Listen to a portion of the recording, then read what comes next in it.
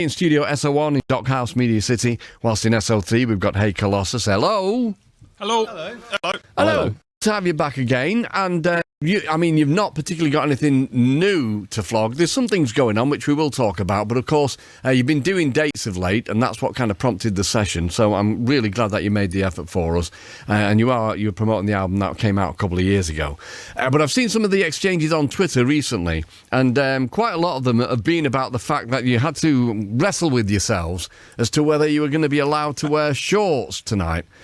Because I believe you have, Hey Colossus, you have a no shorts on stage rule, is that right? Yes, we do. It's like a swear jar. There's been a lot of money gone in today. Well, I was going to say, but not only that, you see, I've read Joe's book, Sleeve Notes, and he really, really hates trainer socks. Now, he's got a real thing about it. I think it's a bit odd myself. I've seen you're wearing them tonight. Well, I made an effort, mate. I've made sure I had shorts on, and if we want to go into the car park, you're a big old unit, but I know people round here, so I'll probably feel quite safe. But I do notice that even you, Joe, are wearing shorts, and there are a couple of pair of trainer socks within the band tonight. Yeah, it's disgraceful. You're bringing shame on the nation. I've been fined 10 quid. Well, you can try and find me. In fact, I'm sure Michelle will offer you some money for my discrepancy tonight. I'm no bother about that. But I have to say, as the rule goes for no shorts in a live set, I will just say a few things to you, but Angus Young, John Dwyer admitted in an interview that he only has got one pair of long pants, everything else is shorts. So I don't know if anybody out there in listener land wants to help me, but if there are any other bands who always wear shorts on stage who aren't crap, then let me know, and I will gladly rub their noses in it. Paul, please introduce your bandmates. Okay, we've got Rue on drums. Hello. You're supposed to do a paradiddle. We've got Chris on guitar, we've got Tim on guitar, we've got Bob on guitar, we've got Joe on guitar. Excellent. Okay, you've done that before. So what song are you going to do first for us? This will be Donkey Jaw. Donkey Jaw. Is this a nickname for somebody? I don't want to tell you that. Right, no. Good, probably. All right, then, get to it. Thank you. Things forward. This Saturday morning from 6. Yes, let's. Okay, so I am Marc Riley, and in Studio SO3 in Dockhouse Media City, we've got Hey Colossus again. Hello. Hello. Oh, dear. That was me, sorry. That's all right, you're forgiven. And so, before we get stuck into the whys and wherefores, Paul. Hello. Your left arm. My left arm? Yeah, it's got a mind of its own. I was watching you during the first song there, and it dances a completely unique dance just to itself, whilst your right hand is just stuck to your stomach. It's a failed transplant, I'm afraid.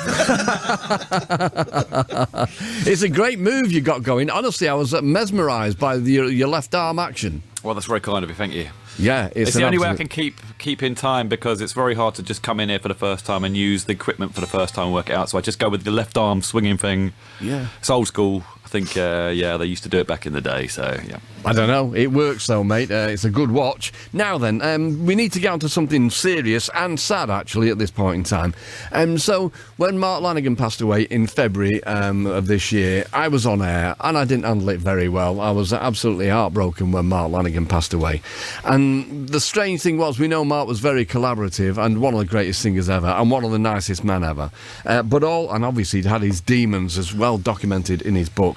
But two conversations that I had of people who were collaborating with Mark around about the time of his death, just leading up to, there's Jimmy Goodwin, my dear friend from Doves, and also your good selves, particularly Joe. And so, how did the association with Mark Lanigan come about in the first place? Joe, go on.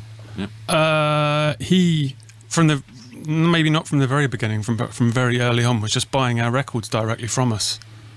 And then started emailing, and we built up a very, I think, good email friendship, and he seemed like a very decent fella. He was that, and a lot more, actually. But he was a real Anglophile as well, wasn't he? I mean, I mentioned Jimmy. Jimmy was kind of gobsmacked that Mark Lanigan was a massive fan of Doves, and we would come in here and we would talk, generally speaking, about British bands, that he was really, really keen on. And considering his background, not something you would necessarily expect Peter Hook would get on stage with him in Manchester and stuff like that as well.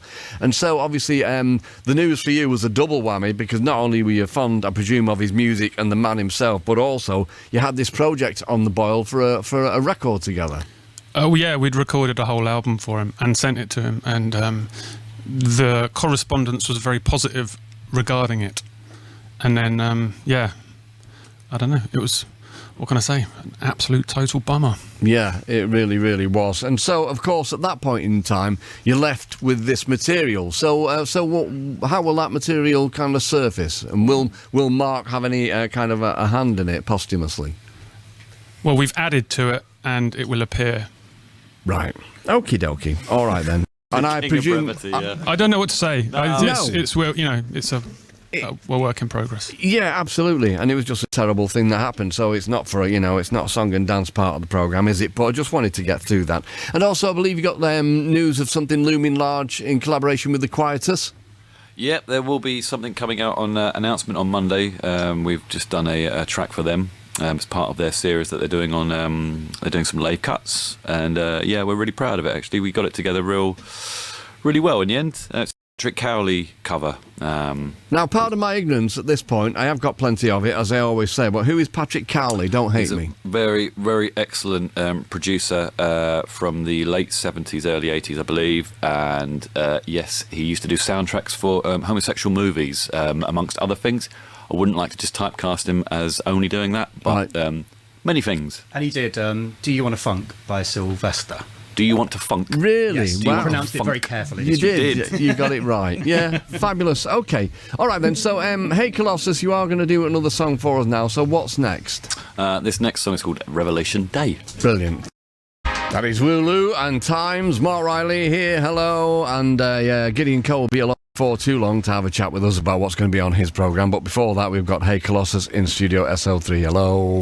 Hello. So, almost time to go. You got one more tune to do for us, and I believe I Could Almost Care was one of the tunes that you'd actually written with Mark Lanigan in mind. Yeah. Okay. Yeah. And Paul, did you say earlier to Michelle that you kind of were trying to get to grips with how Mark would have thought about it, perhaps? Well, I grew up with him in my ears since the age of about 15, by hook or crook, really. So.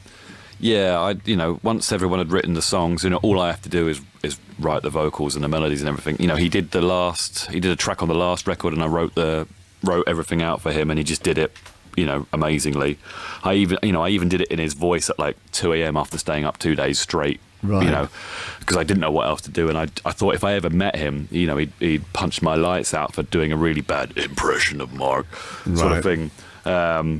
Like doing this whole thing with the new record eventually in his voice, with him in my head, and then when he passed away, it's been a hard one to try and mutate it into back into us again. Right. So it's a long road, but we'll get there. That sounds like a Bruce Springsteen lyric. Sorry. Yeah, no, it's a tough one as well. I understand that, mate. And so when can we expect the next album? Well, it's very close. I have to say it is very close. But I would imagine either at the end of this year or start of the new year.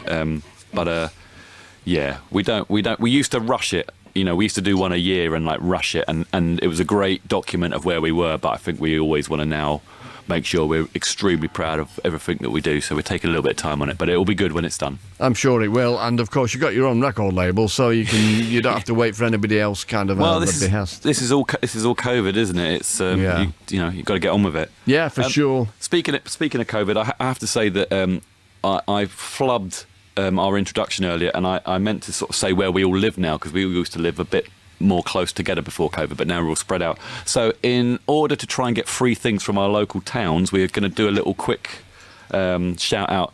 So Joe, you're from Street. Tim, you're from Milburn Port. Bishop's Castle, that's our Chris over here. I'm from Hoylake, Bob from Watford, and Rue from Stoke Southampton. So we're expecting some freebies from the local towns there now. I would imagine keys to the city at the very least. Thank you. Okay, so hey Colossus live in session. This is I Could Almost Care.